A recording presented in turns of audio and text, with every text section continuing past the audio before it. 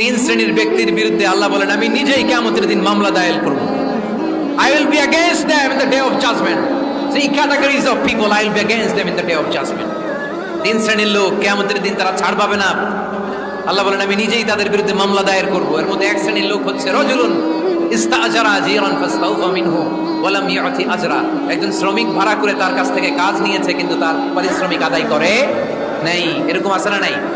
দাপট দেখায় ইউনিভার্সিটির ক্যান্টিনগুলোতে, ইউনিভার্সিটির ক্যান্টিনে যে খায় মাগের বিল দেয় না, এরকম টাকাই যাচ্ছে না নাই? চায়ের দোকানে চা খেয়ে পরে দিব বিল দেয় না, আছে না নাই? দোকানে যে পণ্য কিনে বিল দেয় না পরে দিব, আছে না নাই? কিয়ামতের দিন আল্লাহ তোরে মাস্তানি ছুটাবে, চিল্লা এখন ঠিক কিনা? আনা খাসমুহুম, আমি নিজেই তাদের বিরুদ্ধে মামলা দায়ের করব। কথাটা কার?